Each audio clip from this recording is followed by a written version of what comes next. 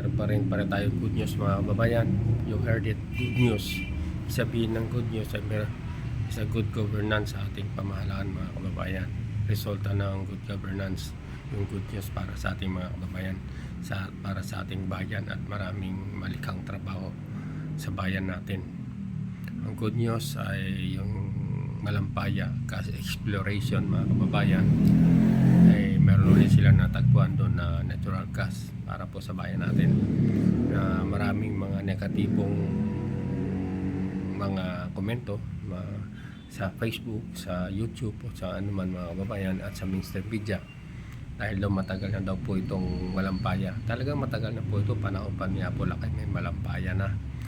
Pero ang kanilang mga sumunod ng mga administrasyon, dahil sa kanilang personal interest, ay hindi po ibinigay ng Panginoon para sa kanila, at ibinigay ang resulta sa ating mahal na Pangulo na si PBBM.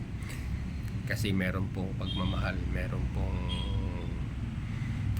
pagmamahal sa bayan natin, para po may angat ang bayan natin sa kahirapan at may yahon sa kahirapan ng bayan natin. Kanya sa kanya ibinigay itong Malampaya.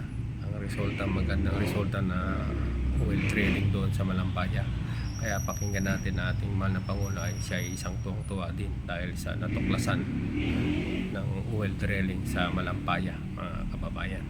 So pakinggan natin ang ating mahal na Pangulo. I am pleased to inform everyone that for the first time in over a decade, a significant natural gas discovery has been made. The discovered reservoir, called Malampaya East 1 or MAE-1, is located about 5 kilometers east of the existing Malampaya field. The MAE-1 is estimated to contain around 98 billion cubic feet of gas in place. Katumbas nito ang halos 14 na bilyong kilowatt-hour ng kuryente sa isang taon. Ibig sabihin, makakapag-supply ito ng kuryente sa mahigit 5.7 milyong kabahayan, 9,500 na gusali o halos 200,000 paaralan sa loob ng isang taon. This helps Malampaya's contribution and strengthens our domestic gas supply for many years to come. Initial testing showed that the well flowed at 60 million cubic feet per day. This indicates that the well has the potential to produce even more, confirming it is a high productivity resource comparable to the original Malampaya wells. Aside from the natural gas, the discovery also includes condensate, which is a high-value liquid fuel. This additional resource can help support the government's efforts for the stabilization of our power supply. Ipinagmamalaki rin natin na Pilipino ang nanguna sa drilling na ito. Higit sa lahat, natapos nila ito na walang aksidente o environmental incident. MAE-1 is the first milestone under the Malampaya Phase 4 drilling campaign, which also includes the Camago 2 and the Bagong Pag-asa wells. The next steps are the completion and testing of the Camago 3, followed by the drilling of the Pag-asa exploration well to pursue more potential gas resources. This achievement was made possible through the work of the SC38 Consortium led by Prime Energy in partnership with UC38, PNOC Exploration Corporation, and Prime Oil and Gas Incorporated. Patunay ito na sa responsableng pangangalaga sa kaligsasan at matibay na pagtutulungan ng gobyerno at pribadong sektor, makakamit natin ang mas maaasahang supply ng enerhiya para sa bawat Pilipino. Yan ang bagong Pilipinas. Yan ang bagong Pilipinas mga kababayan. So natinig natin na malaki ang supply na may idudulot para sa bayan natin itong natural gas, at mayroon pa balang ibang klaseng gas mga kababayan na makapagbigay ng good quality na gas para sa ating bayan. Kaya nakakatuwa isipin na sa ating mahal na Pangulo ang ibinigay ng Panginoong Diyos para sa Kanya, para sa atin, sa ating bayan, na malaking tulong sa ekonomiya ng bansa natin na mapababa sana ang natural gas sa atin mga kababayan, at makapag-supply ng maraming kuryente sa buong bansa. So maraming salamat po mahal na Panginoon Diyos, at sa aming mahal na Pangulo na si BBM, na patuloy mong sinubaybayan, na patuloy mong pinoprotektahan sa lahat ng kanyang mga ginagawa, kasama ng kanyang 10 kanyang kasamahan sa executive branch, Maraming salamat po, mahal na Panginoon Diyos, na patuloy mo silang binibigyan ng wisdom, binibigyan ng magandang pagtuturo kung ano ang dapat gawin. Maraming salamat. At sa aming mahal na Pangulo, maraming salamat po, mahal na Pangulo, PBBM. Nandito po kami, mga taong bayan, na patuloy nagsusuporta sa iyo sa magandang hatikain para maiangat ang ating bayan. Maraming salamat sa inyong patuloy na walang humpay na paggawa para sa bayan natin. At pakinggan din po natin ito, mga kababayan, ang isa pang interview sa Department of Energy. Sana hindi po tayo makapiright, mga kababayan. Pakinggan po natin sa DCMM.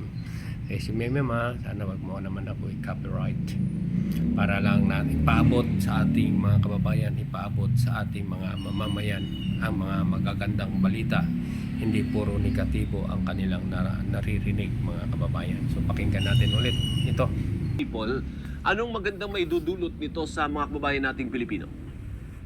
Well, ang Malampaya will provide us with energy security tsaka cheap resource. Ano ibig sabihin? Kasi yung Malampaya nagpo-provide sa atin. Simple lang, Alvin, ang last discovery ng gas sa atin 30 years ago. This is historic talaga. Ito yung second pa lang. Tapos magbibigay sa atin to ng electricity at power. So may extend yung Malampayan natin from 2027, 27, mga a few years pa, mga 2030s pa, kasi meron na tayong bagong source. Gano'n daw karami ang na-discover ngayon? Marami naman. Hindi ganun kadami ng Malampaya na original, pero enough for us to have energy security. Bigyan muna natin ng time. Sige, go. Hindi, ibig sabihin bigyan natin ng time na maayos nila. Kasi na-estimate na naman nila mga equivalent to mga ilang million households naman yan. 8 million yata ang mapro-provide ng additional.